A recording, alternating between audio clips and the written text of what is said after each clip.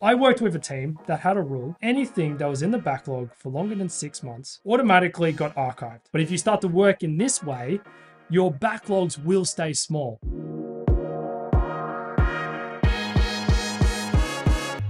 So I want to take you through a few things in this video. The first thing I want to take you through is different ways to organize your product backlog. In fact, I'm going to walk you through one of my most popular articles of all time, which got so popular that I ended up having the good folks over at Miro reach out to me in order to create it as a template inside the Miroverse. And between the Miroverse and the original article, it has surpassed over 100,000 views, and it has been used by thousands of product managers around the world. It's actually had so much reach that I actually ended up coaching a senior product manager over at Miro a couple of years later, and he was using one of my templates in order to organize some of his stuff. And it was in the call that it actually occurred to him that my name next to that template was actually the Ant Murphy that he was talking to on that call. So pretty awesome story there, and it was a very proud career moment for me. Maybe one of those moments where you're like, have I made it? Maybe I need to call my mom. Mom, I made it. But anyways, I want to take you through those different backlog formats, take you through some different ways that you can manage your backlog and just make sense of it and just be more effective in your day-to-day. And then more importantly, I actually want to also right at the end, take you through some techniques and some strategies to stop your backlogs from becoming too long. Because I wrote that original article because I've seen so many very long backlogs. I've had to manage very long backlogs. I've seen some crazy backlogs. I've seen backlogs not in the hundreds of items long. I'm talking over 1,000 items long.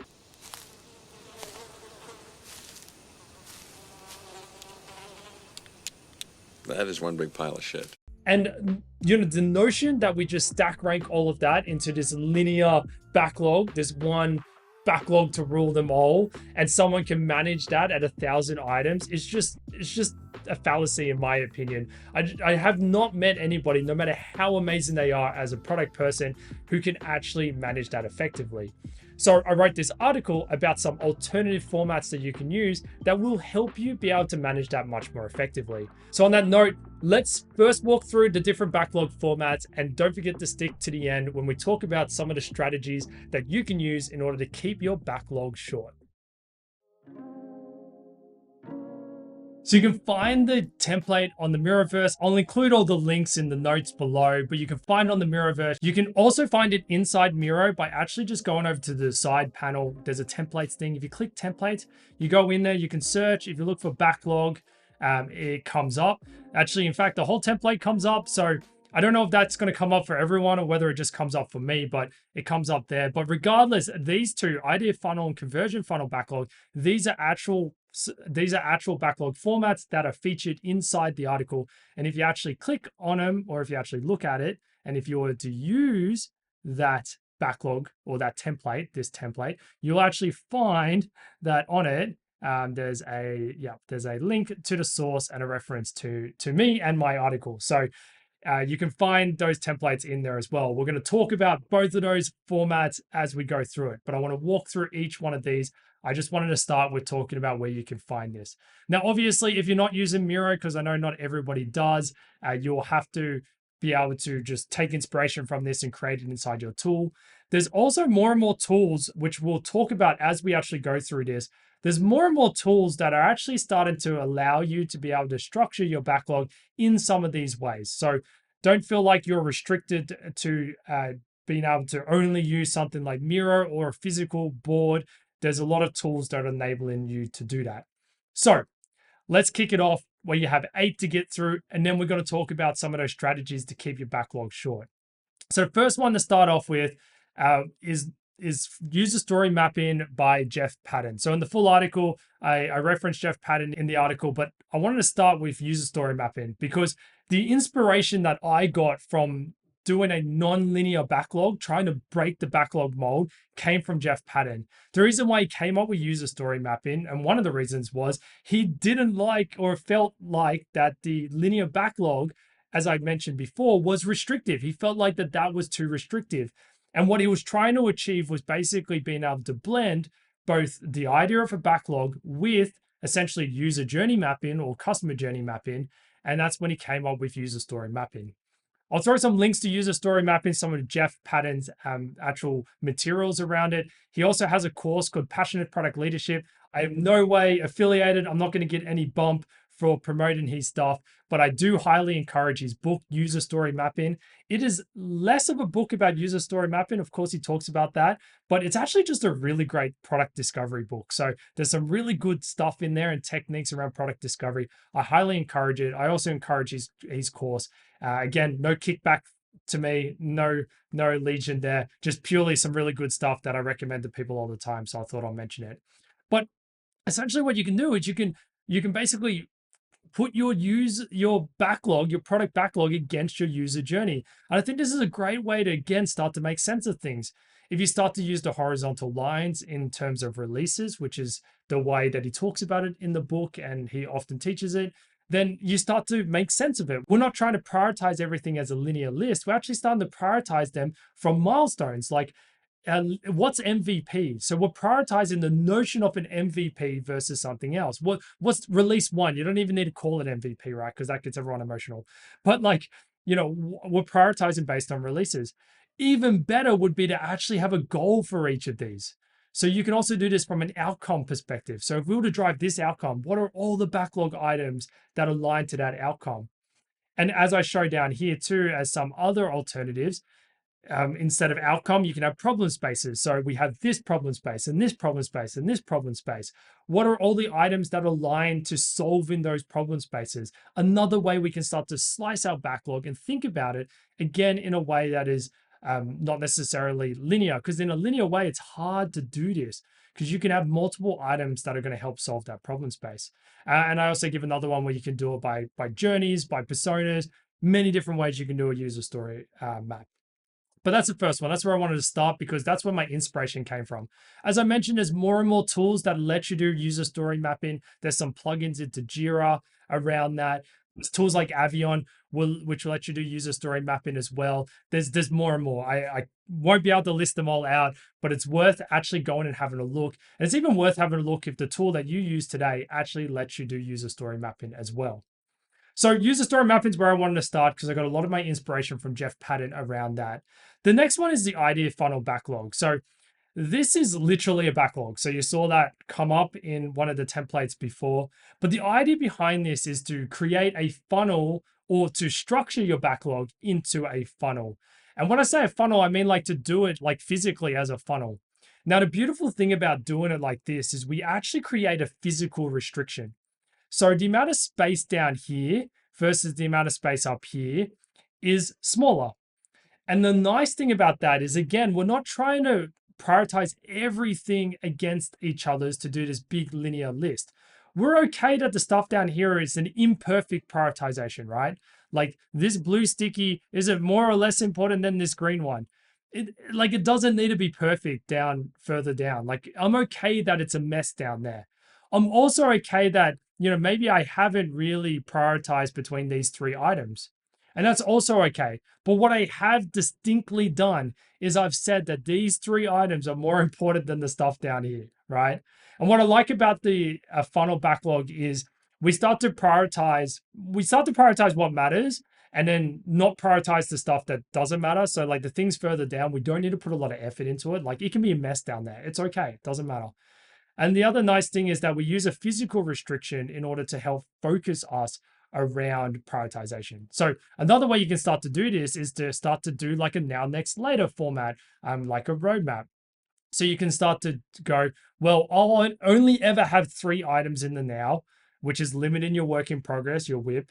We'll only have 4, then 5, and then, it can be a mess down there. Who cares? Who cares? Just it's the dumping ground, right? And it's okay to be a dumping ground. Like we don't want our backlogs to become a dumping ground. We'll talk more about that at the end.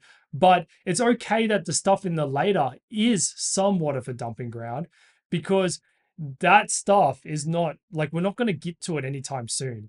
The only time we need to care about new items is if something new comes in that's going to end up inside here. If it's not, then put it in here. This is the later bucket. It's all good. Let it be buckets. And what we're kind of doing is we're kind of creating these buckets for our backlog, which again already helps you be able to structure things a lot easier. Now, I will admit this format is one that is much more applicable to a physical board. I know we're in like a post-COVID world. I wrote this article pre-COVID, but I'm not even joking when I say this. Like literally, I've done this backlog before. We did it on a physical wall.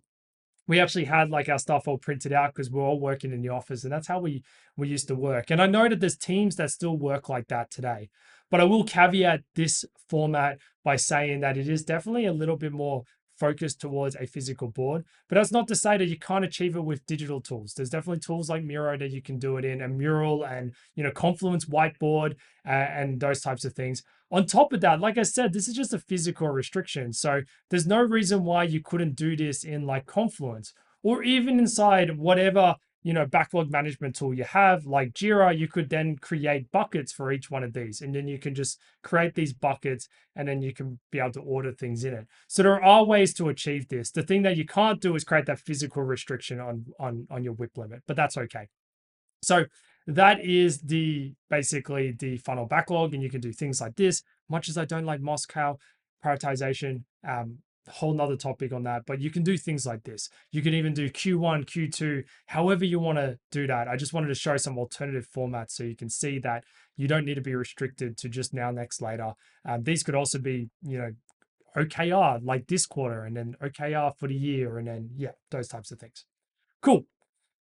So funnel backlog. The next one is opportunity backlog. So again, this one is actually something I got from Jeff Patton as well, but it's actually probably quite a common practice around the place.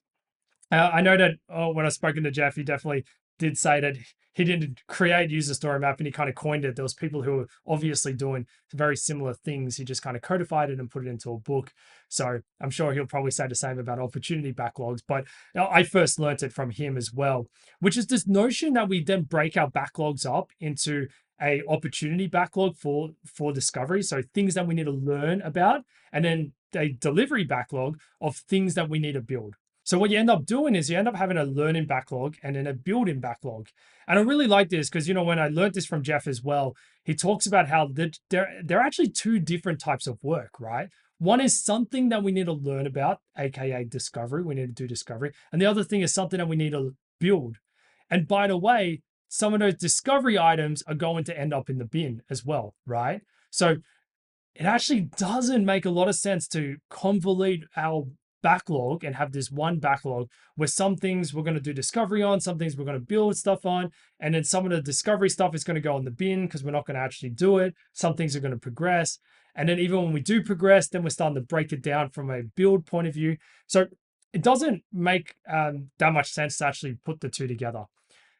So if you are trying to do discovery, I would highly encourage separating this notion of things that you need to, like, problem spaces to explore, opportunities, and things that you need to build based on discovery. Now, not everything needs to go through discovery, whole nother topic. We're not going to get into discovery here, but of course, not everything needs to go through discovery. There's going to be like, hey, fix that bug that can go straight into the development backlog. But what we're really doing is what brings me on to the next one, which is classes of work.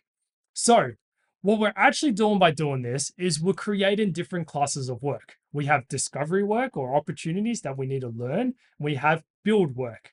You can actually take this further, especially for mature products.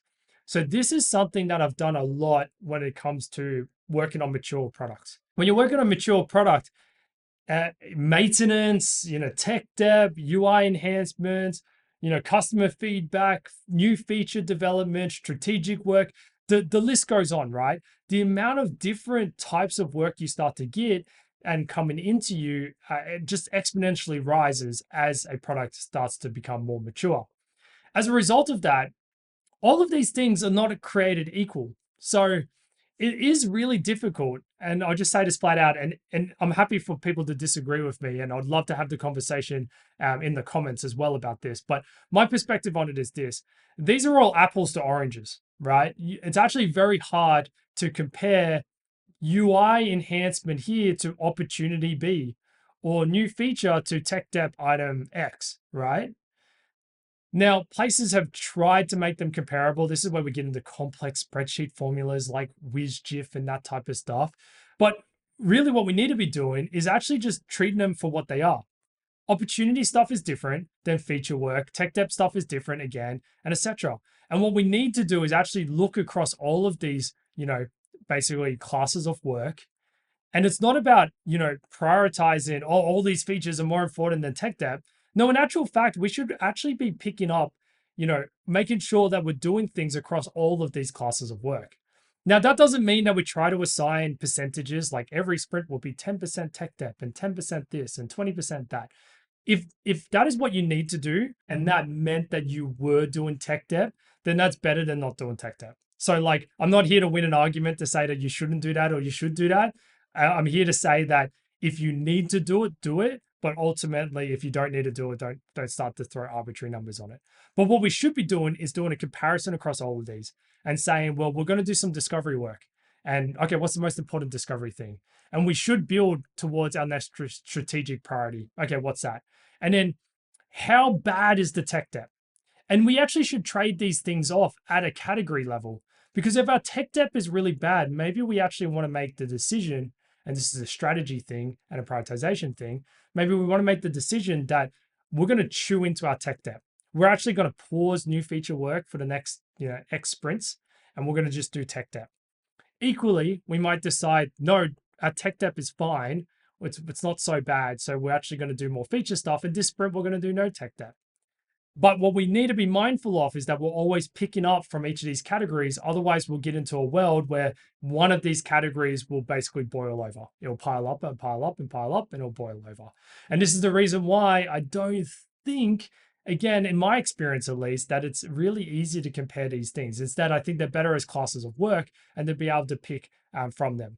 My last thing on this point, I'm also, and I know that I have my own biases on this, I'm also a big believer that product is a team sport. So if you treat product as a team sport, this means that myself as the product manager is not the tech debt expert. I'm not, and I never will be. I was an engineer for 2 years, long time ago, right? So when it comes to prioritizing the tech debt, it doesn't make sense that I am doing that. I'm going to prioritize over here, and I'm going to look at the tech lead and say, hey, can you prioritize the tech debt? Can you help with, being on top of what tech debt we have and basically being on top of this backlog of stuff that we need to actually do? And just like from a UI UX point of view or a design point of view, I would be looking at my design lead for that as well. So this is another reason why I think this makes a lot of sense, is because having this one person who has all the power that prioritizes across all these things, I don't think it makes any sense. And to be honest, when I see those things happen in practice, which they are happening in practice, let's be real about it. This is the reason why we end up having, engineers who hate product people because they feel like they're disempowered, and they, the fact that all the product designers in the room, when Brian Chesky talked about changing the product management role, they all uproared and cheered and applauded, and we got tweets like this, is because when you have this one person who rules it all, it's just like, it's disempowering for those people, and it doesn't make sense. Like, of course, if I was a designer or an engineer, I'd be pissed off too. Because why do I have someone who doesn't understand, the technology as well as myself and the other engineers? Why do we have them trying to tell us what to do when it comes to tech debt and what's more important or less important, right? So labored the point there, but big believer product is a team sport. This is the reason why product trios, where we have design, tech, and product leading together, is such an important construct inside product. A whole nother topic for another day, but just want to touch on it here because this is another way that you can, again, break down your backlog and better manage it and make it more effective. Get the people who should prioritize it and have the information to prioritize it. Don't try and do it yourself. And if you can cut out some of the stuff inside your backlog and essentially delegate it to somebody else, although you're going to work with collaboration with them, it's going to cut down the amount of work that you have to do. Don't take on all this work yourself. It's silly. Okay. Next one of my favorite ones, tree backlogs. Now, a lot of people are probably going to look at this and think opportunity solution tree, right? So wrote this article quite some time ago. Actually, in fact, before I was introduced to the opportunity solution tree. So it is very similar. Now, tree backlogs, just like the opportunity solution tree, are great formats. They are awesome for complex spaces and for you to be able to either manage multiple feature sets from a functionality point of view, or from an opportunity point of view and discovery point of view, to be able to manage multiple opportunities and multiple experiments at once. So you can have, the product and different capabilities, and then like your backlog items underneath that. So then what you're doing is you're prioritizing based off these capabilities. Just like from an OST point of view, opportunity solution tree, you prioritize it based on this is the outcome, and then you have different opportunities, and then you prioritize in the opportunities and the experiments below. But a great way to structure things. He's a huge fan of Teresa Torres's work, but also just a huge fan of an opportunity solution tree. Huge fan of tree diagrams in general and being able to manage work in your backlog via trees. But this sometimes just makes more sense. When you've got a complex product that has multiple feature sets and you're basically trying to maintain a backlog underneath each of those feature sets, like how is this feature going to evolve over time? And this feature is going to evolve over time. And this one's going to evolve over time. This type of format becomes awesome and much more manageable. So highly recommend it. Unfortunately, not a lot of tools enabling you to do tree type diagrams out there. So whilst like, when we talk about classes of work, you can use labels. A lot of tooling will let you do this too. A lot of tooling will let you have multiple backlogs. Doesn't need to be multiple backlogs. I talk about that in the article, but you can use labels and that type of stuff. But over here, less tools. In fact, you're going to have to do it on a tool like Miro or something like that. Digital whiteboard. Cool. So tree backlogs. Essentially another type of tree backlog is an impact map. So impact maps are very similar to opportunity solution trees as well, but I was introduced to impact maps years before I was introduced to an OST, but it works very similar, right? So we work down this why, who, what, how kind of ladder. So essentially the main difference with impact maps to OST is the fact that they introduce these actors in there. And then the other difference is because it's not focused on discovery, it's focused on delivery. We tend to have user stories at the end. But same thing, what's the goal you're trying to chase? Who are the people that it impacts? What is the impact or that outcome or opportunity that you're chasing? And then what are we going to do about that? Now, your user story could be an experiment. It could also be build something. I don't think it matters too much in this sense. But again, another example of a tree diagram. The reason why I called this out separately as well as OST, if I had been introduced to an OST back then, I would have included it inside the article as well. But these ones are just structured tree diagrams. So here's like choose your own adventure. And then there's a deliberate structure to follow, right? Like an OST. Cool. Second last one are circle backlogs. So this one, lots of people love. They get a lot of inspiration over it. They love it because it's very visual. It's very different as well. But what we're doing is we're going to create like, pizza slices is what we're essentially going to do. And I love it because we break the mold. I have actually done this, a physical circle backlog. It was on the wall. And what we basically do is we basically take our work and we put it into circles. Now, you can start very simple like this. So this is more of a roadmap level, but you can think of it from a backlog. The stuff in the middle is the current sprint. Stuff on the outside is stuff that we're going to work on next, whether that's next sprint or the sprint after or something like that. And then the stuff in the later is the later. Again, the messy kind of dumping ground stuff. But then you can start to mix this with classes of work. So what you can do is you can start to create these classes of work. So now what we have is we have like a slice for new features, a slice for tech debt, a slice for, whatever feature we're working on here, feature A and feature B, and issues and UI enhancements. And we start to follow the same thing. Now, the nice thing about this is we're mixing two things together. So we're categorizing stuff. So we're starting to make sense of the noise that like, is it a UI enhancement or is it a tech debt? And we can start to categorize things. And then what happens is priority starts to work towards the center.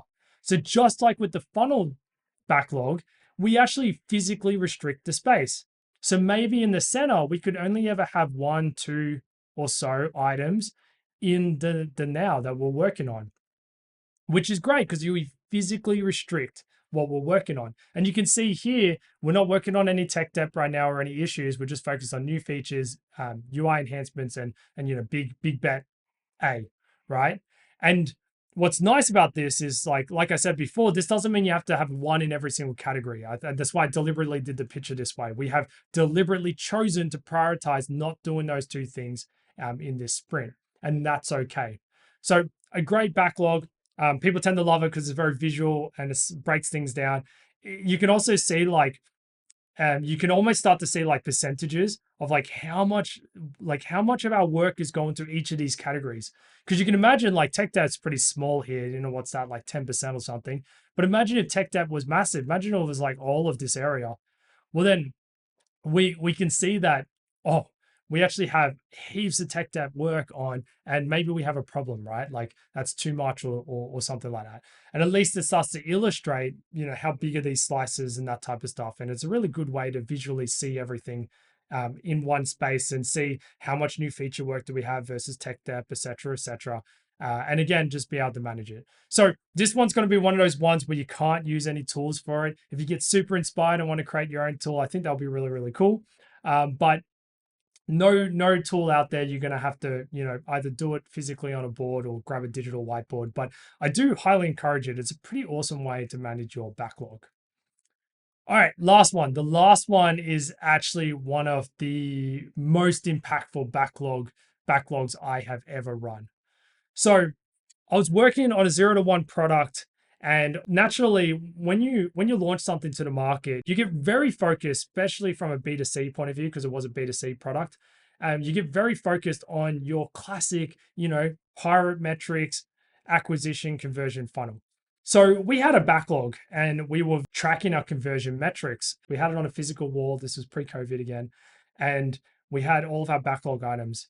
And naturally, a lot of our backlog items, both from an opportunity point of view and from like a development point of view, a lot of them actually mapped back to parts inside the funnel that we wanted to fix. We're like, why don't we actually overlay it, right? Like, why don't we overlay our work with our conversion funnel? And basically what this helps you do is it does two things. It brings your quantitative data around your actual funnel, and it brings the work and those metrics together. So what you can start to do is you can start to look at this funnel and your backlog holistically, and all of the great ideas on like how we can acquire more people, maybe we don't need to worry about them because 60% of people are coming through or something like that, right? So maybe we don't need to focus there. But like if retention's really poor, then like let's fix that. It starts to create focus. You start to be able to hone in based on your quantitative measures to hone in on a part of the whole funnel and then focus there and prioritize there. So what we're doing is suddenly our backlog goes from all of these items to suddenly just these 5 items. All we need to do is prioritize those 5 items. What are the 5 things we can do to improve retention, right? And you can visualize it vertically if you want as well. I threw it in there. We actually did it horizontally. Well, actually, our opportunity backlog was vertical. The reason why I put it both in there, because lots of people think about the funnel vertically. But what you're doing is you're essentially, again, being able to prioritize based on this data input, what I think is great. And it already cuts your focus and your backlog down. And again, the whole point of all of these different formats is to help you be able to manage your backlog better. And trying to manage all of these items is really, really hard. But then being able to focus in on here is much more manageable. So that's it. That is 8 different ways to organize your product backlog. What I want to go through now, just to round out this video, is I want to talk about different strategies that you can use in order to just stop your backlog from becoming really, really massive. Now, strategies for keeping your backlog short and stopping them from becoming too big and unmaintainable. So the first one I want to just throw out there is just making sure that we actually don't only add to our backlog, that we also delete from our backlog. I wish it didn't need to be said, but I'm going to reinforce the message because we can't just add things to our backlog. We also got to remove. Now, I'm going to draw a linear backlog, and I know that's a funny thing to do after just spending all this time talking about non-linear backlogs. But if you think about it this way, we've got items coming in, but then we also got items coming out, right? Because we get work done. Now, this isn't perfect, but we have items coming out from a delivery point of view, but we also have items coming out from a discovery point of view. And those discovery items are generally things that are getting binned because we did discovery on them and we worked out that they weren't worth doing. Now, this isn't perfect. And I don't think you need to go hardcore analytical and scientific on this, but just having an understanding of roughly how many of these we do and get done every week or month or sprint is actually a useful metric to think about. Because if you've got four, let's say on average, four new items that come into the backlog every single week, well, then we can start to understand, is our backlog accumulating, going higher and getting bigger and bigger and bigger? Or is our backlog, I'll use a different color, or is our backlog, staying the same? Or is it even shrinking, right? Now, again, I don't think you need to be perfect on this. You don't need to be scientific on it, but just having an understanding of that will give you an understanding of where you sit. And if it's growing and it's growing at a really high rate, well, then maybe you need to start to delete stuff more. We're not going to be able to increase velocity. We're not going to try and do those types of things. But obviously, we're discarding things as part of discovery, but can we also discard things that are coming in? Can we discard things that have been in the backlog for a long time? We can start to think about whether we need to put some mechanisms or some rules around that. I worked with a team that had a rule, just as an example, that anything that was in the backlog for longer than 6 months automatically got archived. Now, I don't know what time horizon you'll need to put on it because it's all contextual. Like if you're moving really fast, then maybe 6 months is fine. If you're a really slow organization where, it takes you 12 months to get things done, maybe it needs to be longer. But you can probably think about a time horizon. If you went and looked in your backlog now, I've done this with teams that I've worked with. I've actually gone looking inside the backlog and you look at the dates that stuff were created. I found stuff 2 years old, 3 years old, 4 years old. It's crazy, right? Let's just be honest. Let's get real with ourselves. And this is just an important thing. And this is the hard decisions that we need to do inside product. But let's just get real with ourselves. If something has sat inside of our backlog for 2, 3, 4 years, we're not going to do it. If in that time frame we've always prioritized other things on above it that is more important, then get it off the backlog, delete it. Now, you can also do, and I'm an Aussie, so this is where I guess the name comes from, you can also do the boomerang technique. Now, the boomerang technique, for those who don't know what a boomerang is, I'm going to draw a very bad boomerang. So a boomerang's kind of like that. It's like a U-shaped thing. It's from our indigenous people in Australia. But if you throw a boomerang, it's shaped in a way that it like comes back to you, right? So I'll do a U shape. Now, I guess the boomerang technique is delete your backlog, right? Or delete those items. And if it's important, it will come back to you, right? The important stuff will come back up again. I can guarantee you, because someone will stumble upon it or mention it or something like that. Now, some people freak out here because they're like, well, I can't delete it because then what about, I don't want it to keep coming up over and over and over again. We need to keep a record of it. I agree with that. This is where archiving starts to make sense. If it's really big stuff that, comes around all the time. So for example, Instagram does not have a tablet version, right? Not a tablet only version. I think you can get it on tablet, but it looks like the phone. Now, they have made the deliberate decision that it's just not a high enough priority. Now, for big things like that, which you're going to get pestered about all the time, new person joins the organization or new leader joins the organization, they're going to ask you about that. You can create a log, right? And you can actually log what is it? Why aren't we doing it? And you can create a log. And then that is also a great reference point to be able to also hand over to other people if you end up moving, changing jobs or move into another role or something like that. So you can do that. And I think that's a good practice anyways. But I would only do it for the really big stuff that keeps coming back. That's actually not important. But the really important stuff will, and then that's cool. Let's add it to the backlog, right? So we can always do that. Boomerang method. Don't be afraid to delete stuff is probably the thing to take away from that. It will come back if it's important. Now, another underrated strategy that product managers and product teams don't use enough is leveraging their roadmap. So you will likely have, or you should have, a roadmap. Now, I did a webinar the other day about product roadmaps, how to build effective product roadmaps. I'll throw a link up there that you can grab and in the description if you want to learn more about how to build effective roadmaps. But no doubt you have a roadmap. Now, there's going to be things in your roadmap that are really far horizon, right? Like I'm talking about this later category predominantly, although the next could also be included. You can ask yourself, does that does that stuff need to be on our backlog, right? Like, does it? Does it need to be something down here? Like we always talk about having the stuff down the bottom. Does it really need to be there? Like, it's on our roadmap. It's been captured. So the second strategy that I'll give to you is leveraging your roadmap. Make your backlog focused on the near-term stuff, and the bigger stuff that's in the distance, you can leave that on your roadmap. This is already going to cut stuff out of your backlog immediately if you do this strategy already. Now, this brings me into my next strategy, which is if you do leverage an opportunity backlog as well as a development backlog, or a building backlog. And now it's a very bad backlog picture, but you know what I'm talking about.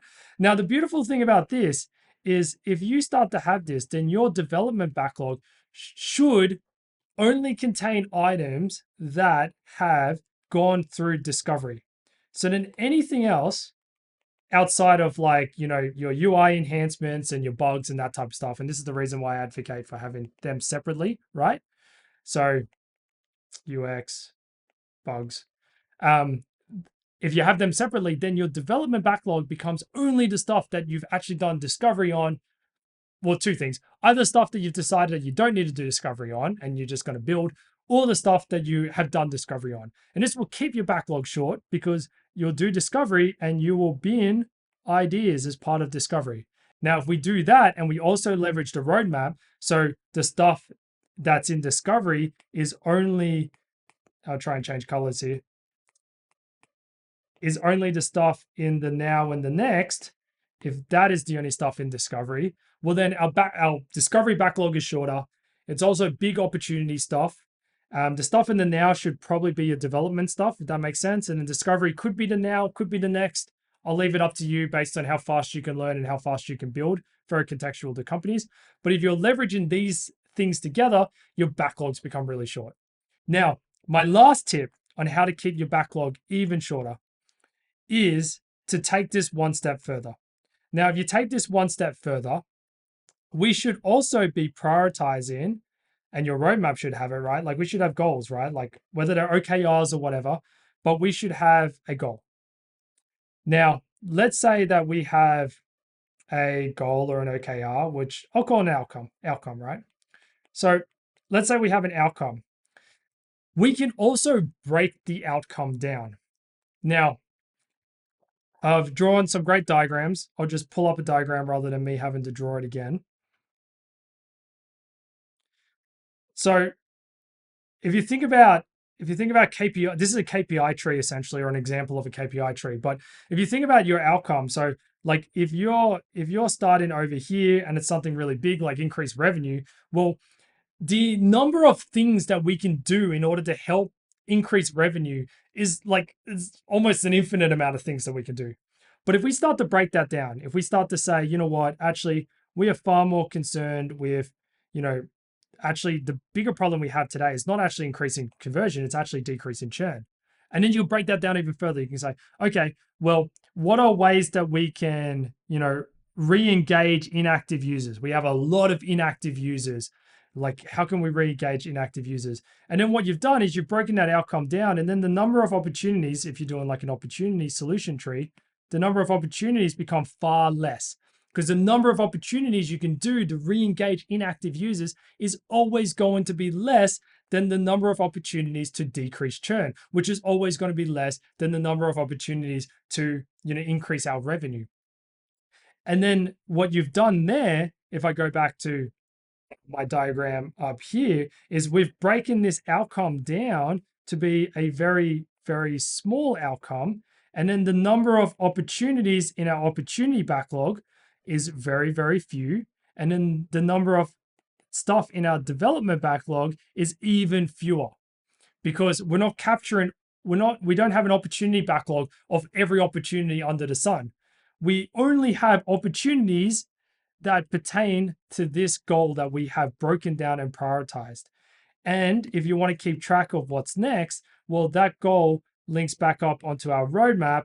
And then we have further goals and stuff and outcomes that we want to achieve in the future on our roadmap. I talked about that in the roadmaps webinar, so go check that out. I talk about how you should and why you should add goals onto your roadmaps and opportunities onto your roadmaps. But if you start to work in this way, your backlogs will stay small. Rather than have a backlog of hundreds of ideas, you've got a roadmap and you've got goals and outcomes. You've broken those outcomes down and you've got a finite amount of opportunities that link to that outcome and then a finite amount of actual work that you can do that links to that opportunity. Now, of course, none of this takes into account your other backlogs. Again, this is the reason why I think the classes of work make sense. Again, this could all be the one backlog. You've just used like labels or something for it, but obviously it's not taking into account all the UI, UX improvements, all the tech debt, all of the, et cetera, all the other things that are coming. Purely, this is only going to help you for those new feature work, right? And again, if your roadmap is based on your strategy as well, again, that also becomes much more focused because your strategy is going to focus you again. So that is 3 different strategies you can use in order to just try and keep your backlog short. The first one being just to delete stuff and make sure that you're archiving it. Think about whether you want to put rules in like every 6 months. Do you just bin it? If you do you need to create a log? Can you even do the boomerang technique where you just delete everything and see what comes back, or at least delete everything that's 6 months older or whatnot? Think about how you can also divide your backlogs up and also leverage your roadmap. So why not leverage your roadmap? You've got stuff on the roadmap that doesn't need to be in the backlog as well, right? Like when we get to it on the roadmap, then it can start to graduate from the roadmap onto our backlog.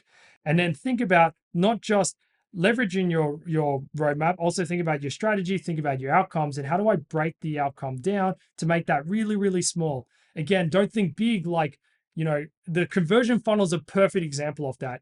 Increasing conversion is such a big problem space. But if we have the funnel, we can see the metrics on it. We can see click-through rates and drop-off rates. We can then focus in on a part of the conversion whole funnel. And we can say, how do we just fix this? How do we fix this part, increase click-through rate, increase conversion at this part in the funnel because it's the worst part and that's where we're losing all the people, right? So also consider how you can break down outcomes. Okay. That's a lot for a video. We went through 8 different ways you can organize your product backlog, from user story mapping to funky ones like the circle backlog, and leveraging tree diagrams and using labels and stuff to form classes of work. And my most impactful one of that conversion funnel one, but I think that one's really niche. It's going to work more in the B2C space. It's going to work more for like 0 to 1 type products. It's definitely a very niche use case. And then we also talked about 3 different strategies that you can use in order to keep your backlog short, to stop it from becoming hundreds of items long. I'll put all the links in the description below. As always, if you enjoyed this video, if you got value out of it, give it a like, give it a share, consider subscribing if you haven't already. If you got value out of it, somebody else will. So give it a share. The likes and the subscriptions help this channel. It helps me. But more importantly, it also helps me know what content is the most valuable to you so I can do more of that type of content. And as always, if you need to learn more about product, check out Product Pathways. I've got a lot of interesting and cool stuff cooking in the works. Not launched yet, but it is coming. Although when you watch this video, maybe it is launched. I'm going to leave it at that.